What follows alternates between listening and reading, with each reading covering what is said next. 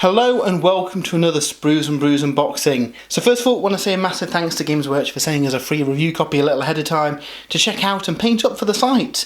So yeah, if you've been sleeping under a rock, or perhaps the rock, for the last 10,000 years, Lionel Johnson, the Primarch of the Dark Angels, has returned. Now, alongside this box, we have got Arcs of Omen, the Lion, off a pre-order, and we'll have a full post on the website detailing the the lore events and what's happening there. But yeah, this is the miniature that a lot of people have been very, very excited for, the Lion himself.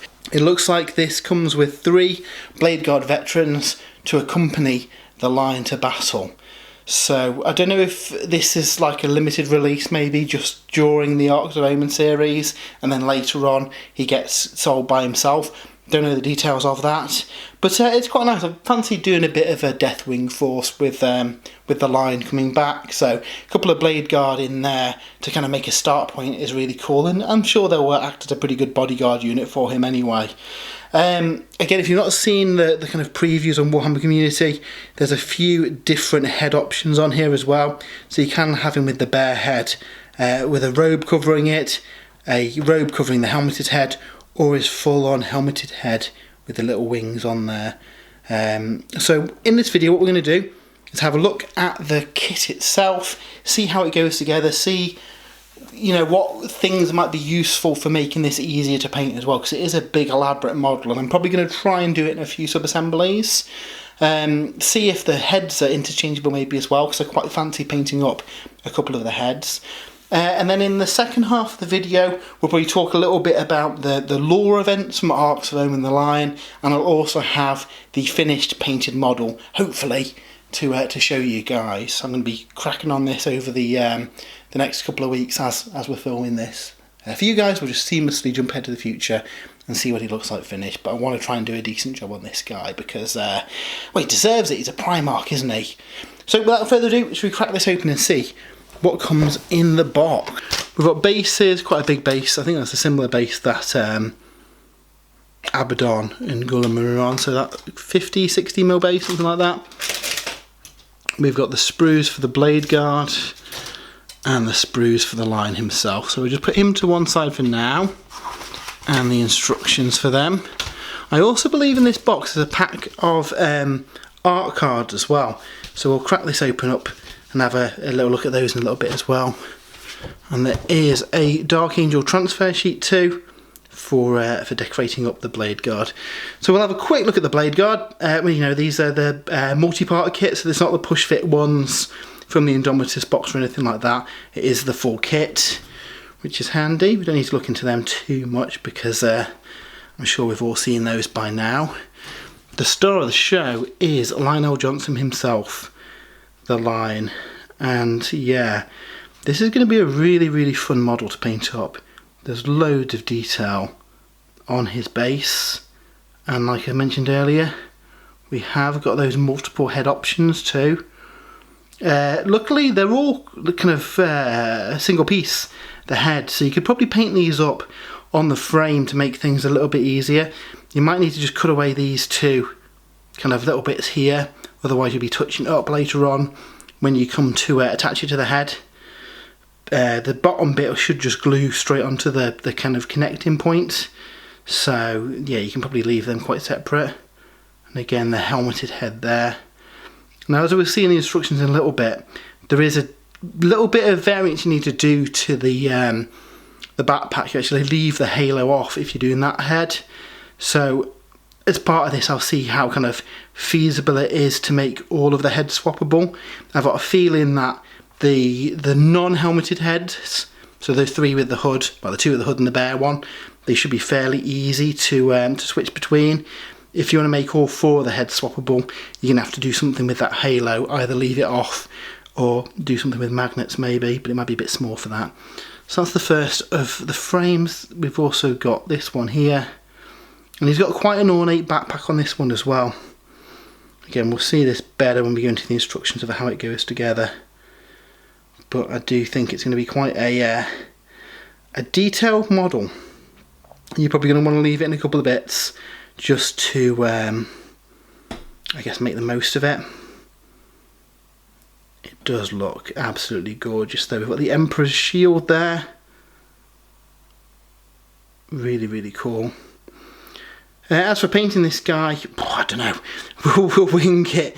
When we get to the second half of the video, I'll talk about kind of how I've painted this guy up. But I think the first thing is going to be working out what kind of sub-assemblies you want to do and how to build it. So with that in mind, let's have a quick look at his instructions. I'm not going to go through the instructions for the Blade Guard veterans because I'm sure we've all seen those before. But yeah, again, this is a quite big kit. So you're going to want to take your time and just kind of work out if you are doing any sub-assemblies first. I'm certainly going to keep him separate to the base just so I can get underneath his robes. From having a quick glance through this before, I originally wanted to keep like the cloak and stuff separate, but it's kind of like integrated into his armour that you'll see here. So you could perhaps leave that separate, but because of all this stuff going on it, I'm going to build it as is, leave him off the base, and then you'll be able to turn the model upside down to get underneath his cloak here. Obviously you may decide you want to go to town and have the shoulder pads and the cape and everything separate, but obviously that's a bit more work from the prep side. Again, the shield as well I'd probably leave as a separate piece to make that easier, and the backpack too, just so it's obviously you've got kind of black green armour and then the kind of cream colour of the robes. Having as much as that separate as possible is going to make things a little bit easier. So you can see down here, the 3 heads will fit there, no problem. But if you want to put the helmeted head on, you do actually leave the little halo on the backpack separate. So whether you can get a magnet in there and swap between the 4 heads and just leave the halo off entirely.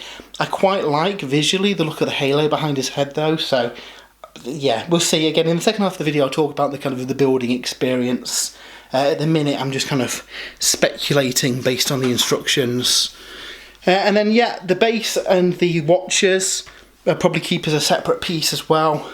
Attach the line himself to a painting stand or something to make it a little bit easier to work on, because I think if you stick him to that base you're potentially going to struggle to get to the detail under his robes, and him separate just makes it a little bit of an easier task too. So again, at the end of the video I'll confirm kind of what sub-assemblies I did use while building him, but I think it is going to be a good idea to do them.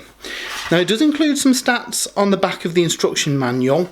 Again, I suspect he'll get a 9th edition profile in Arcs of Omen the Lion, and again we will talk through that in the second half of the video if we've got that by then. So that's the instructions and the model itself. Before we jump ahead to the second half of the video as well, we'll just open up this envelope and see what is hidden in here, because I suspect we get some cool art cards in here. So inside the envelope you do get a number of cool little art prints. So you've got the cover of Arcs of Omen the Lion. We get the artwork of him facing off against his brother Angron as well, which is really, really nice. So these are quite cool. You could just stick them in frames and stick them up on your wall. Nice little collectibles to go alongside the model. But yeah, let's not hold on any longer. Let's jump ahead to the future and see what the line looks like completed and painted. And here is Lionel Johnson, the Lion himself, in all his glory.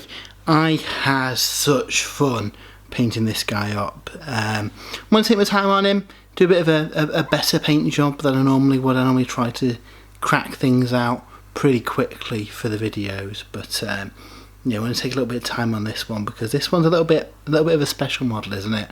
Being a Primarch, so got the airbrush out and basically wanted to get this guy looking as good as I could. One thing that I will say is that if you are building him, make sure to leave him in sub-assemblies, because it will make it a lot easier. So the way I did it was have the base with watchers as a separate piece, have the shield as a separate piece, I had the sword separate, the backpack and his main kind of body assembly, and what I did was put them all on corks with a little bit of wire.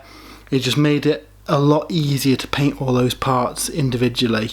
You could certainly try and paint him you know, all fully assembled, but what you're going to find is that it'll be difficult to get behind that shield, get behind the cloak without getting, you know, paint where you don't want it.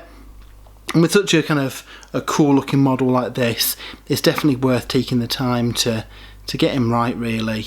So yes, that was the plan that I had there. So yeah, from a rules point of view, there are 9th edition rules included within Arcs of Omen the Lion, and I believe they're also going to be available on Warhammer Community. In fact, by the time this video goes out, they may already be up there. But yeah, this guy is absolutely bananas from a rules point of view. So he clocks in at 320 points, and he's crazy. Hits on 2s, wounds on 2s. He's strength 6, toughness 6, 9 wounds, 10 attacks, and a 2+ save. His sword fealty, you can either strike at strength 10, AP -5, damage 4, or you can do a sweeping attack where you get 20 attacks, hitting at strength 6, AP -3, 2 damage. Bananas. On top of that, if he's in engagement range at the start of the fight phase, he fights first. He's got an aura. Dark Angel's core of characters within 6 inches can reroll hits of 1 and wounds of 1.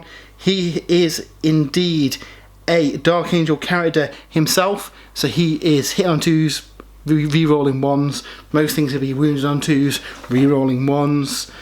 He's got the Forest Walk rule, which basically lets him, a deep strike I guess, he can be placed outside of 9 inches away, wherever he likes, and he gets to reroll charges when he comes down. He's got a 4+ invulnerable save, and if he makes a 6 on that save, the attacking model takes 1 mortal wound as well. Absolutely bananas. He also can pick a friendly Dark Angel unit within 9 inches, and they can do heroic interventions, and they can pile in 6 inches. So yeah, really, really strong character. Now, as I mentioned earlier in the review, there's a bit of a moot point really, because we've got the new edition of the game coming out soon. So yeah, I'm interested in seeing what he does in 10th edition. I'm going to be putting together a little Dark Angel force because I really, really enjoyed painting up this guy. But yeah, I think a lot of people may be jumping suit now. We've heard rumours about an Angels of Death Codex coming for 10th edition. Don't know if that's true. It'd be very cool if it was.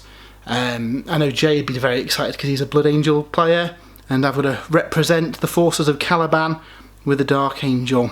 But yeah, really, really nice kit. Now obviously this kit also contains some Blade Guard veterans. Now I haven't finished them at the time of recording this video, but basically what I've done is taken some parts from the Deathwing Terminators, given them Deathwing shields, given them kind of cowled heads so they match the Lion. A lot of people were disappointed that the retinue that comes with him isn't a new unit, but the Blade Guard models are really cool, so it's not too much of a big issue, and I suspect that this guy will be available by himself at some point too. But yeah, that is a look at the Lion, the brand new plastic model for the Primarch of the Dark Angels. Super, super excited to get him on the battlefield, and I'm so happy I got the chance to paint this guy up. We've also got a video for Dante up today, an unboxing, and again Jay's painted him up with a gorgeous scheme, so you can check that video out here on YouTube. I'll link it in the description. I've also got a full write-up of Arcs of Omen the Lion as well, so if you are interested in the lore behind the Lion coming back, head over to spruesandbrews.com and we'll talk through that. But yeah, thank you for joining. Hope you've enjoyed this video. If you have, why not give us a follow? We do lots of unboxings and battle reports and videos like this. We've also got loads of content over on spruesandbrews.com. If you'd like to support the site, we've got an affiliate link for Element Games. If you purchase through that, we get a little bit of a kickback that then goes towards creating this content, paying for all the web hosting fees, all that kind of stuff. And we've also launched our Patreon as well, so patreon.com/spruesandbrews if you would like to support us. But until next time, have a great weekend and we'll see you soon.